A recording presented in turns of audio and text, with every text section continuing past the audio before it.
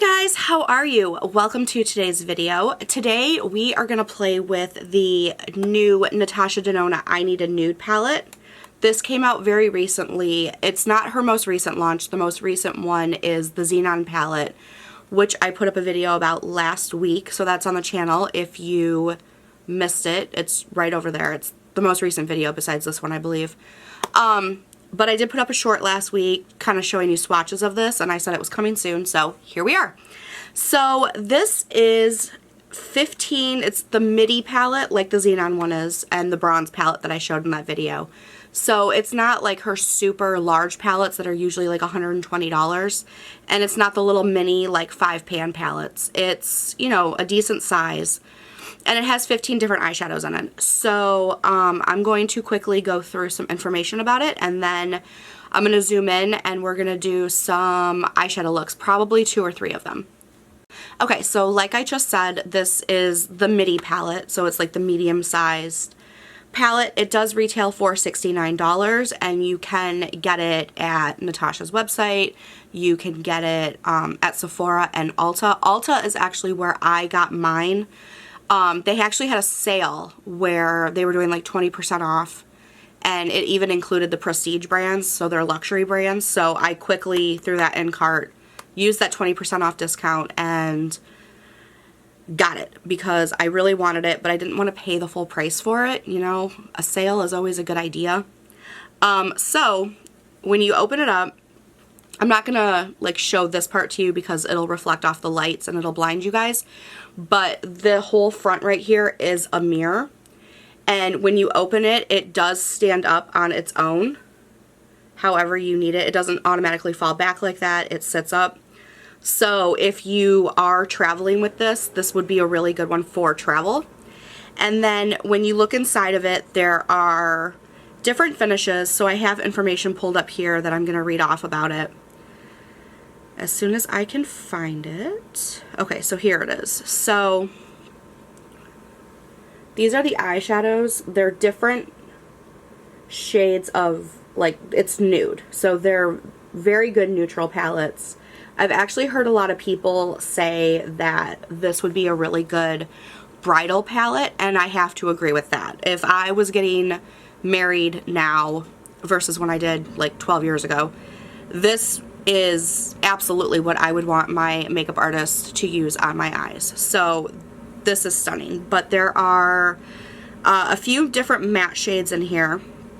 There's a few metallic shades, and then there's this new formula that she's been playing with. They're like sparkling foils, so it's kind of like makes your eyes look glossy.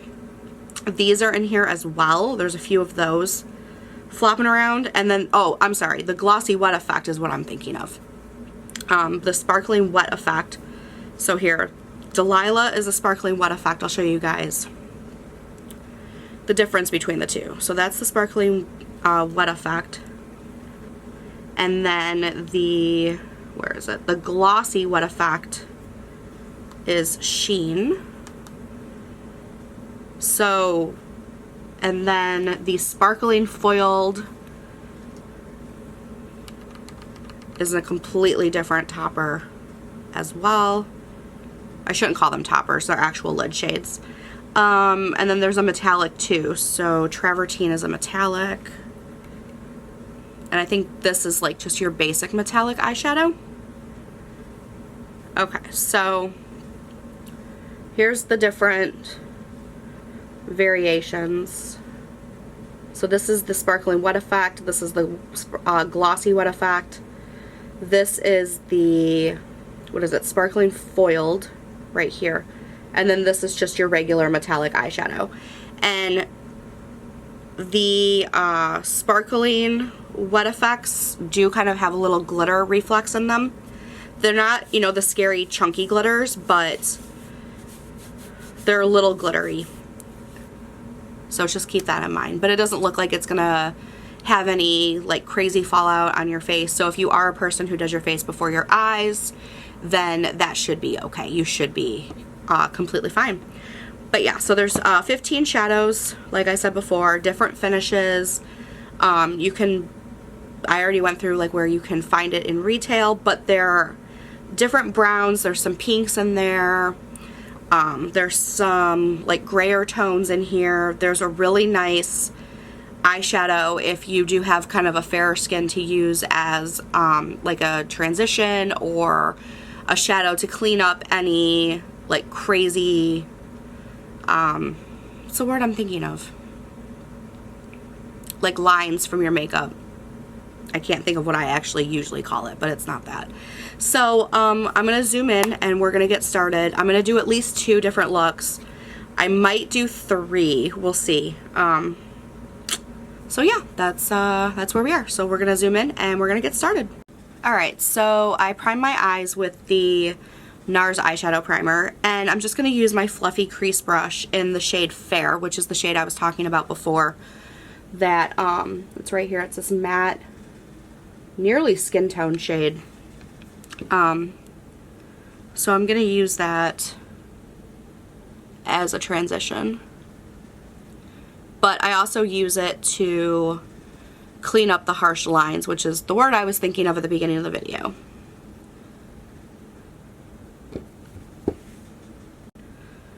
Okay, so now that that's down, I think we're gonna go a little bit more on the pinkier side for the first look. So I'm gonna use the same brush. I just cleaned it off on my towel. And I'm gonna use the shade Wit down here on the bottom. It's kind of like a light peachy pink down here, matte. And that's gonna be our crease shade.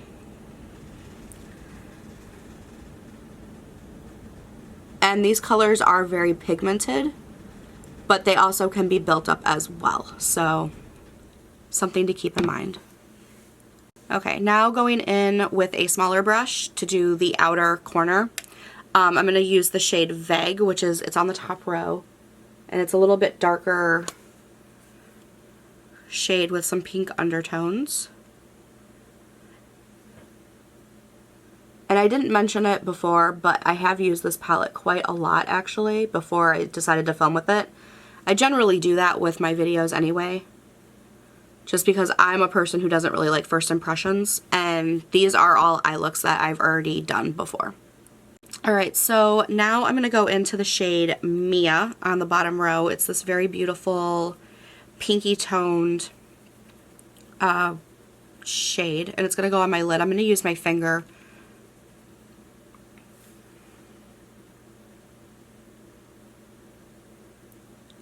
I absolutely love this eyeshadow. It just makes the eye look so pretty.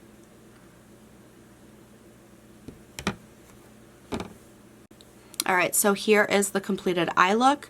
I just did the lower lash line with the same shadows that are in my crease, and I threw a little mascara on. I'm using the Tarte 2B mascara. So now we're going to get started on the other eye. And I'm going to start with that same Fair shade.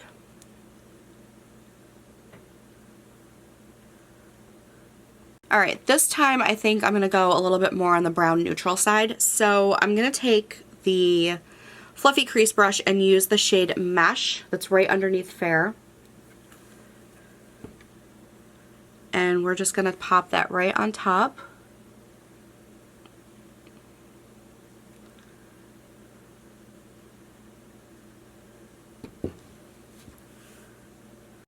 Alright, so I'm going to use a mixture of 2 different eyeshadows for the outer crease. I'm going to use Silhouette and Tender. So this is Silhouette, it's very dark chocolate brown, and then Tender is right over here, and it'll kind of lighten up Silhouette a little bit.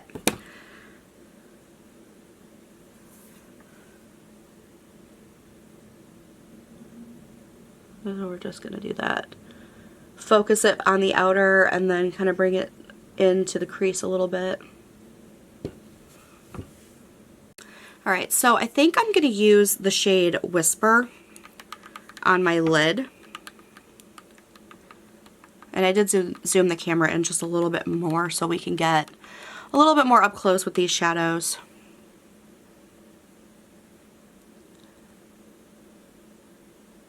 It's just so pretty.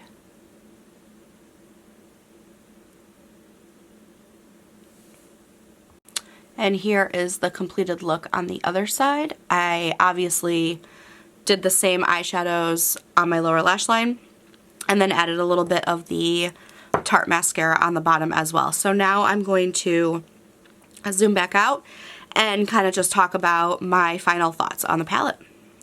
Alright guys, I am back. These are the two eye looks that we did. I love them both. It's really strange wearing two different eye looks on each eye. It's very bizarre to me. I don't usually obviously do this.